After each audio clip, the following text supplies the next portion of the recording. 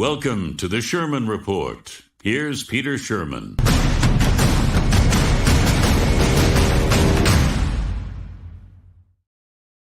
Well, look at that. We made it to Friday, and this is an auspicious Friday because it's the beginning of the last long weekend of this summer.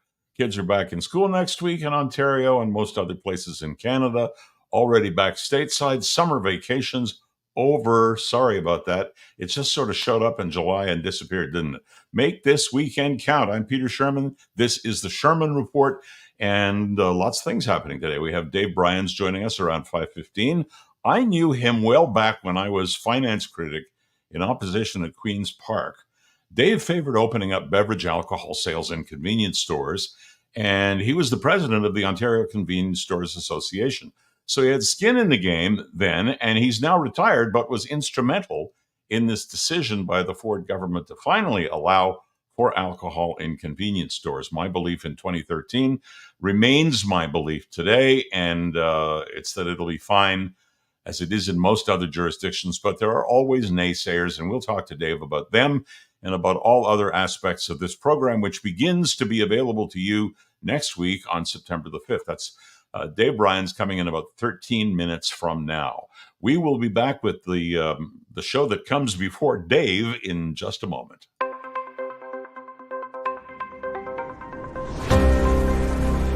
You're with the Sherman Report. Daily news commentary live at 5 p.m. Video version live at X, YouTube, and Facebook. Here's Peter Sherman.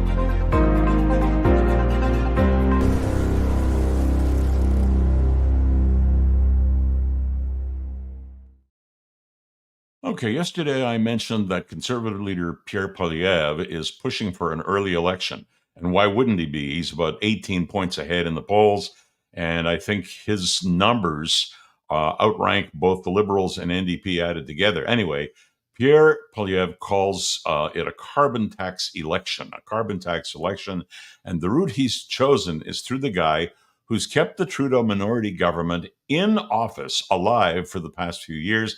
And that would be Jagmeet Singh, who is the leader of the NDP, the New Democrats. Jagmeet received the letter that Pierre Poilievre wrote.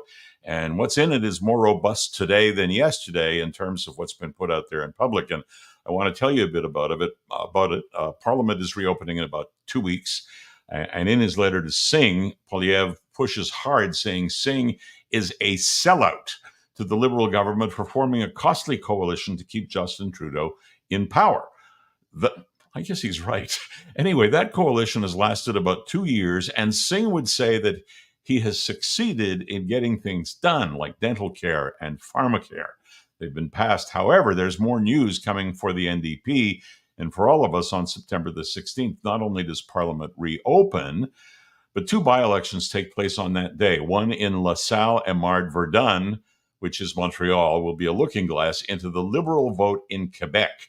And it comes about 10 weeks after the Liberals crashed and burned, you'll remember this, in their long-held Toronto-St. Paul's riding.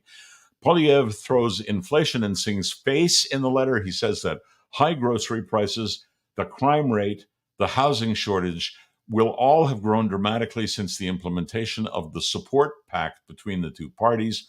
I almost called it an unholy pact, but we'll leave that for later. Anyway, I could easily have done it. I simply don't like coalitions where an undeserving party is propped up by a completely undeserving party, and together they turn our country into a nasty piece of business for regular citizens, just trying to afford to buy a home or make the payments and keep their families living decently until something happens to put more money into their pockets. Both the Liberals and the NDP would say, look what we've given you because we've worked together. And I would say, sweet bugger all is what you've given me. Why? Because if there were no carbon tax, and if you didn't implement all of the costly programs that you tout and that were forced on the Liberals by the NDP, you could actually lower tax rates for everyday people so they could exercise self-sufficiency in providing these essentials for themselves. The Liberal Party wants to be my mommy and take care of me. I frankly, like most of you, handle that better than they or my mommy could. I hope that Pierre Poilievre and the letter do what they've set out to do, embarrass the stupid socialists, and they are really stupid, and serves to evoke a non-confidence motion sooner and not later. That would result in an election, and perhaps we could start celebrating the liberation and turnaround of this country to the more efficient and self-sufficient entity that it historically has been, and that was when it did really well. The last quote from that letter worth repeating to you is this one. Quote, "No one voted for you to keep Trudeau in power. You do not have a mandate to drag out his government another year."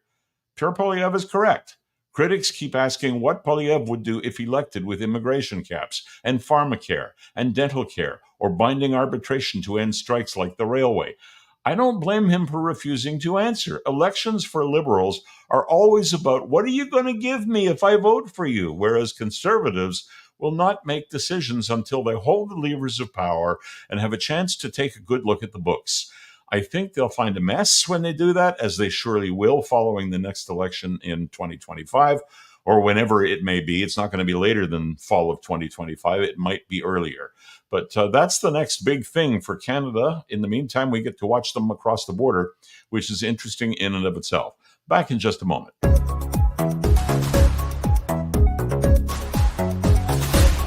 Now, the Sherman Report continues.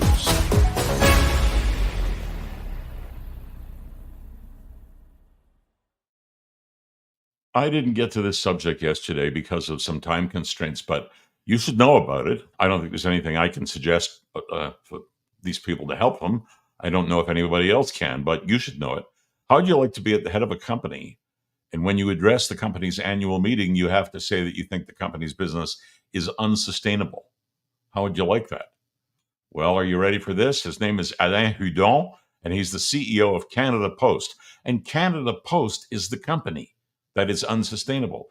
Hudon said the surge in online shopping during the COVID-19 pandemic reshaped the parcel delivery market, and Canada Post is now competing with high-tech, low-cost operators who are rapidly and relentlessly evolving, his words. He was speaking at the company's AGM, that was 2 days ago, and all I have to say is, wow, how many letters do you receive and how many do you mail out these days? Think about it. And so there's your answer to the question why. Although Canada Post realized some gains from selling off a subsidiary in the last little while, the operating loss in the second quarter was $269 million. That's the entire story. I guess if they had any ideas on injecting new life into it, they'd have tried. I don't know what happens next. I'm not really sure that they know what happens next. But think of this, and I'm going back through the years. When some of us were kids, the deliveries weren't made by online company trucks. Big items came in big trucks, marked Eaton's or Morgan's or Simpson's. And when you got invited somewhere, the invitation showed up in the mail. And when someone passed away, the obituary was in the local paper. And when you wanted to send a sympathy card or send somebody a thank you card for some kindness they've done, you sent the card by mail. And when someone sent you a small to medium-sized item, yes, it often came in a Canada Post truck, but it may still have been the red Royal Mail truck, if I remember back far enough. Anyway, I do seem to remember those red trucks. Damn, age brings change, doesn't it? Anyway, on the transportation front, let's talk a little bit about Air Canada. You may have heard that there is a strike in the offing. I'm not saying it's definitely going to happen, but they could stop flying as early as September 17th. Are you planning to fly sometime soon?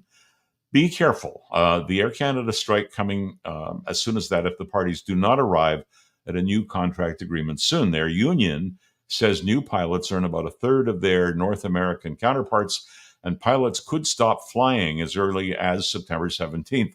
There's a 98% strike mandate in place following a vote, so that's what the pilots want to do. If there isn't an agreement, there are talks. Some points are settled, but not the so-called sticking points. They're not small items either. Salaries, benefit package, retirement benefits, and some concerns about quality of life. Charlene Hootie is the head of the Air Canada group of the Airline Pilots Association, and she says the first 4 years of an Air Canada pilot's tenure feature low pay and a huge disparity between Air Canada and other similar North American pilots. She suggests that the salary range might be in the $50,000 to $60,000 range. It's not much for a guy who's sitting in the right seat, or a gal, and learning to fly a plane, but it's not really learning. It's learning to handle a large aircraft after flying at least 2,000 hours in all manner of aircraft. Do you think that's enough for trained people ferrying you around the country or even the world? Yeah, I know. They're not flying in the left-hand seat as pilots in command, but that money is way too low. Captains, their pay grade depends on what the aircraft is that they're flying, but they range from 215,000 per year to 350,000 per year, plus overtime and expenses. Now, there's a range for you, right? Let's hope this gets cleaned up before we wind up in yet another mess that entangles the traveling public in something that we haven't bargained for. The problem is not that we can't travel without Air Canada, but schedules, load factors, and destinations just cannot be covered by other carriers. Back in one moment.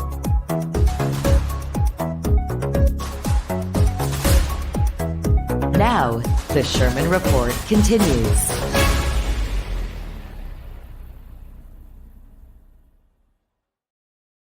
Do you remember how celebratory the Prime Minister was in announcing that Canada's population had grown to 41 million people?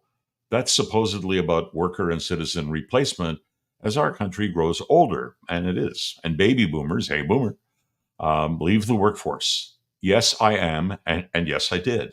It indicates that we did not and are not making the correct number of replacement human beings. I'm not trying to make them into mechanical machines. We're just not making babies, and we haven't for years. And what babies do is, yes, they're cute, and they grow up into real, living, breathing adults, and they do work. And if you don't have those nice little babies to grow up into adults to do the work, you suddenly find that there's too much work and not enough labor. Besides, we've always relied on immigration in Canada to strengthen our ranks. But how much immigration is the question? Well, 72% of us seem to think that our immigration policy is much too generous, and just 26% think the country bothers with decent vetting of newcomers when we do let them in. And maybe that's how accused terrorists find their way into Canada. Anyway, God knows we don't grow them, I hope. The Trudeau government won't change the permanent resident numbers, but is pulling back on temporary residents like international students and temporary foreign workers. They are going to cap the number of temporary residents allowed in later this year. Most Canadians could not tell you how the temporary foreign workers program even operates or what the numbers are, and I'm one of those people. I think we need a gigantic immigration review in this country. While we do need to ensure that our country has good workers to step into new posts and those made available because older workers have retired, we can't have an open door policy. Some have said that immigrants to the Liberals are simply about new voters for the Liberals, and they feel thankful for being allowed in. So presto, new Liberal voters. I can't prove or disprove that, but I'd like to know that new Canadians come with purpose and thrive for no reason other than because they want to improve their life and their family's chances in life and make a new home in Canada. All right, one last subject, and then we'll get on with what's going on with beverage alcohol sales in convenience stores and Dave Bryant's. I have no American vote, neither do you, most of you anyway, because we're Canadians. But as I said the other day, we have a vital and a neighborly interest in the American election because whatever happens to that country tends to involve us in some way. I've read through a number of scathing analyses of the exchange last night on CNN between Dana Bash of CNN and both Kamala Harris and her running mate, Governor Tim Walz. And as I said the other day, we have this vital and neighborly interest. But I read through a number of scathing analyses, and the exchange doesn't come across as being that great if I look at them. I could also find fault by and large, but I thought actually that Harris did a not bad job keeping the Biden base well cemented. And that was what she was there to do. She wants to keep the Biden base in place. And remember, he got elected last time, whether you like him or not. So keeping that number of people in place is what she's there to do. And maybe she attracted a few new converts among the single-digit percentage of undecideds. Remember, that's what the election or any election in the United States is all about. A couple of points, because it's call it shirts and skins, call it red and blue, call it black and white, call it anything you want, A or B.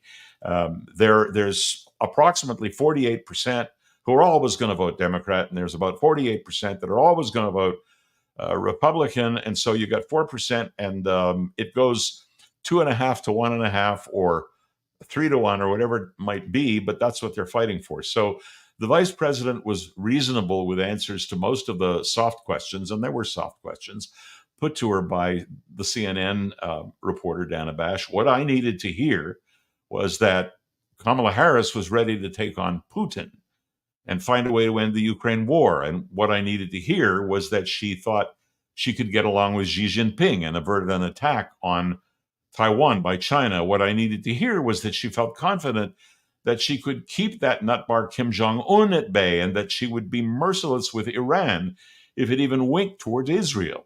The ability to negotiate with the toughest and the nastiest players in the world means an awful lot more to me here in Canada than what she will or may do domestically. And that's pretty much what we heard about last night, the domestic agenda. I hope we see the kind of an exchange on September the 10th when ABC hosts what may be the only debate.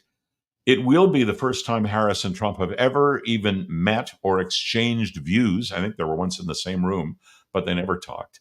And that was a nice way to put it, don't you think? Let's take a quick break and then meet Dave Bryans, whom I could never beat at golf. Here we go.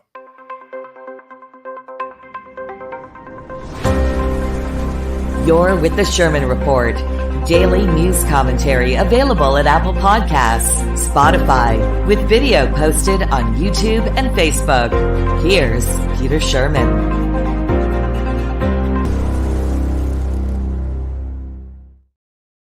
Selling beverage alcohol in convenience stores begins next week on September 5th. Or actually, the way I've read it, from September 5th, but we'll get Dave to iron this out. If anyone has worked hard on this effort, it would have to be this next guest of mine, Dave Bryans. He spent 20 years as president of the Ontario Convenience Stores Association, where I got to know him. During the last 15 of those, alcohol was his focus, beverage alcohol in those stores. And I got to know Dave while still at Queen's Park when I was acting as finance critic for the opposition Hudak Conservatives. At the time, we favored what Doug Ford is now bringing to Ontario this coming week, in fact. And yes, Dave Bryans was our contact then. Let's welcome him. Hi, Dave. Hey, thank you. Thanks for having me on. Great to see you again. You know, it's been a long time when we're working and we both have a job to do. You pushing us hard and us saying, we're willing to be pushed, but we're not in government yet. That's what we were doing the last time we used to get together. So what's your new title? So, I run a consulting firm now called C-Store Consulting, and I still contact and work with about 4,800 independent family convenience stores and I communicate with them with C-Store Voices. So each of them have the same opportunity as a national chain to participate in this exciting venture and this new category called beverage alcohol. Well, it's an amazing category, and we'll get into it because I think a lot of people express some concern. I understand their concern, but I also understand because I learned well when you and I were involved in each other's business that convenience stores, while people might not like them, find them very handy, and convenience store operators very adept at handling products that are age sensitive. So we'll get into that in a minute. But aside from looking good and now being a consultant, tell us how you're assisting with the launch and how you're interfacing with both the stores and the beverage alcohol industry. Sure. First off, thank you for your past support when you were a finance critic. Obviously, the Conservative government made a promise and lived up to that promise, and my hat's off to every one of them. And also, this took me through 3 different premiers to get to this point, and finally, fruition is coming on September the 5th. Today, if you look at the universe in Ontario, there's 7,600 convenience stores. About almost 5,000 are family-run independent, basically located in every community. And so this is an exciting and challenging time for all of them, but there's a lot of bumps in the road to get through. So I work with some of the brewers and craft brewers and RTD, which are ready-to drinks, to help them understand the convenience sector and how to reach them. And I also continue to communicate with about 4,500 where our services are free to help them understand their obligation to get beverage alcohol right, because it's going to take time and it's going to take a lot of effort by all of us to help and educate small business in Ontario. Well, on a personal level, I have to say congratulations because you've spent years on this and really years making the convenience store industry operate well. I mean, I go back to a time, and I don't want to digress with you so much as point out that when they asked for power walls and the cigarettes had to be hidden, you were the guy who was acting point. And there was a lot of screaming and yelling, even by consumers, who said, I want to go in, I want to see what cigarettes they have, and I can't see anything. And anyway, it all worked out. And those people, it's not a majority of the population, but those people who still smoke can't see the cigarettes they want to buy, but when they know what they are and they know they'll be in a convenience store. And that was about you. So it's good to see that, as we've both aged, that you still have great purpose in what you're doing. I still have great purpose in what I'm doing, but we're a couple of old farts. Yes, we are. But, we're still passionate to help. I'm glad you're still involved and I'm still involved because the world is changing and, small business needs as much help in this province or across this country than it can actually, can get because our high reliance on tobacco, which you already discussed. I mean, keep in mind that I may have lost the back wall battle, but it also sent 40% of the legal consumers to the Aboriginal reserves to buy their cigarettes. So we didn't win anything. We just lost as an industry. But, the replacement for that, both for lottery, tobacco, and even petroleum, will be beverage alcohol as we get it right going forward, working with our partners into the future. Okay. Well, I mean, aside from tobacco, which, as you say, I guess, can I use the word, is limited, but is there? You also have lottery terminals and sell a lot of lottery tickets in convenience stores. That is also a product that is out of the reach of children, or should be. And I know that the convenience store operators realize how much trouble they can be in and how much loss they can suffer if they try to sell one of these products to people underage. So I know they're doing a good job of it. So you sell lottery tickets. I go into convenience stores occasionally. I see that you sell a wide variety of sugar-laden cakes and pastries. I'm not saying they're good. You've never told anybody they're good, but they are things that, I don't know, truck drivers want for a sugar blast as they head down the 401 in the middle of the night. So no one can argue that any of this stuff fits into a healthy lifestyle or a balanced diet. And you once explained that to me in simple terms. What you said was, and I made mental notes, convenience stores sell stuff everybody may not want, that many do, and they want these things all night and all day and 7 days a week because of such varied work schedules. Can you elaborate, or have I covered it? Well, that's why 3.1 million people a day in Ontario stop into a convenience store every single day in Ontario. And that's why the convenience sector sells $3.1 billion a year for the Ontario government in lottery tickets, driving major traffic to the convenience sector. And by the way, the convenience operator, those hardworking families, are like an ATM machine for the lottery, where we pay out winnings. Nobody else pays out winnings. So we're a very trusted organization, trusted family-run stores. We have a program called We Expect ID that I launched many years ago to make sure no one had access to tobacco. We passed at 96.7% using government data when it came to the government's Smoke-Free Ontario Mystery Shop program. And then we're in the midst now of certifying and training members under Safe Selling, a new program for alcohol and beverage selling and refusal of sales. So I think that was a question I wanted to ask you. Say there are all kinds of beverage alcohol programs that don't affect convenience stores. And by the way, I congratulate the convenience stores people. Always had a lot of respect. And in my day in the legislature working with you, we went and interviewed and met convenience store operators, and most of them are families. And in the case of the larger ones that we know of, where they've got more than one and sometimes more than 10 stores, these are people who have worked hard, figured out what the business is about, and built and built and built. And they all wound up going from zero to whatever it happens to be pretty darn fast. So I don't want to let that escape us. But if you go to the beverage alcohol sales industry, so now talking bars, for example, and restaurants, the servers have to take special courses in terms of recognizing when somebody's had too much and shouldn't be provided with any further alcohol. In the case of bars, for example, special aspects of sales where if, for example, a woman is being harassed by a man, they understand the signs and can step in and provide aid or call the appropriate authorities. I'm not putting that in your lap, but you have developed a program called Safe Selling, which has to do with how alcohol is dispensed once it starts September the 5th in the stores. Can you explain safe selling and explain how it'll work right there in situ or on the site?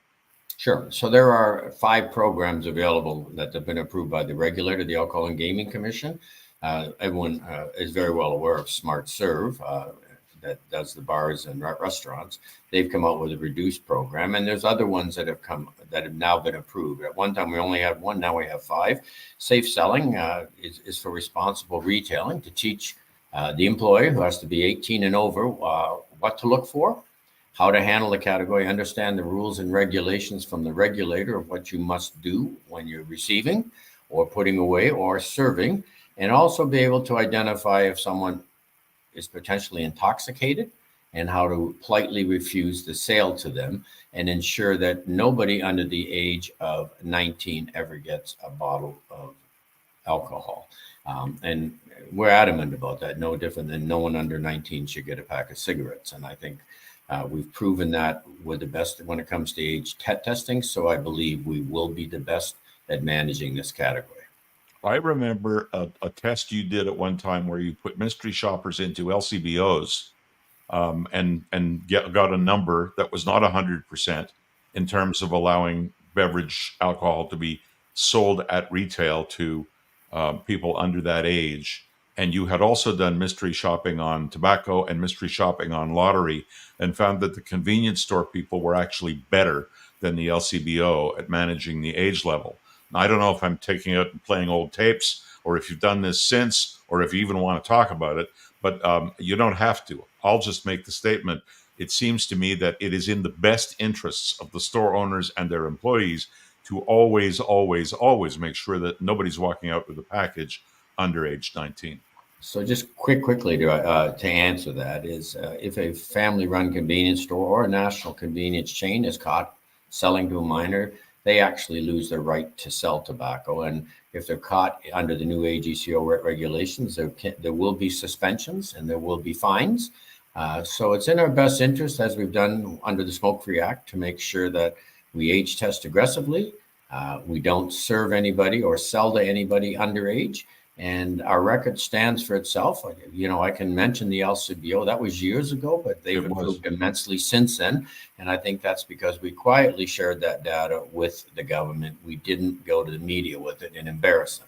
We just wanted a measuring stick as how does we expect ID work. I just did that.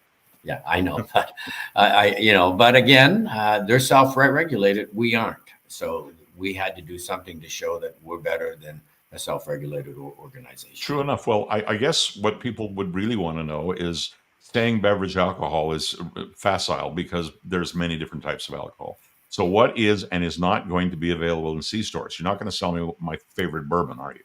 No hard liquor, just RTDs, which are ready to drinks. So wine. That would be like a Bloody Caesar in a package. Yeah, pre-mixed Caesars in a can, or vodka sodas on your way to the cottage or on the way to the beach. And then we're going to sell wine, hopefully a lot of Ontario wine, and help the Ontario wineries and VVQA wines. We have been mandated to set 40% of the wine shelf aside for them. And then, of course, craft beer. We've mandated to put 20% of the ambient and cooler section for craft beer. And I've always been a supporter that we have to help the craft beer industry here in Ontario. I think it's a great idea. I've got one more question for you, and I'll let you go. Last thing is, it's the largest concern, and that has been brought up in the discussions in the public sphere about school proximity and whether that's an issue. If training, carding, watchfulness is applied with other age-related products, I don't see a problem. But maybe you've dealt with this a different way. Well, that's come up, through advocacy about tobacco as well. So everyone wishes tobacco wasn't within proximity, but every convenience store is within 200-300 yards of a school. There's just no way to avoid that because the world's growing, right? And at the same time, there are plans in place to help those that are addicted. There's plans by this government in place. I mean, we have addicted smokers, we have addicted gamblers, we have addicted alcohol people. And so, the plans are in place and they're always going to be there. Our job is to make sure that they don't get those products if they're showing that addiction, or if they're underage, or if they're intoxicated. And we're going to do a very good job at it. And we'll prove that as we have with tobacco. Otherwise, why isn't everybody else selling this most contentious product in the world called tobacco and doing it better than anybody else? So alcohol is just an add-on to gaming, an add-on to tobacco, and now an add-on to running a small business in every community. Well, I think it's a good idea. I'm glad that you and the Ford government came to an agreement on this, and I'm glad that we can look forward to it the end of the coming week. Dave Bryan's formerly president of the Ontario Convenience Store Association and now consultant to most of these stores and to the beverage alcohol industry. Thank you so much for your time, and enjoy your Labor Day weekend. Great. You too, Peter. And thank you for all your help in the past. Appreciate it. My pleasure. Bye-bye. Okay, it's Dave Bryan's, and that's all for today. And indeed, for the month of August, have a great Labor Day weekend yourselves, and have a safe one. I will be back with the Sherman Report on Tuesday, and I will have a special guest whom I might say you all know, but whom you haven't seen for quite a long while. And I'm going to keep it under wraps until then. See you on Tuesday. Have a great weekend. Bye-bye.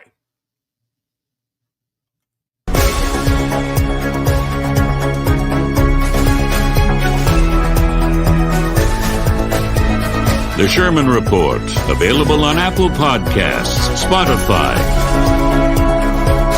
and the video version at YouTube, Facebook, and always at petersherman.com. Thanks for listening to The Sherman Report. If you'd like to connect with Peter directly, just go to petersherman.com.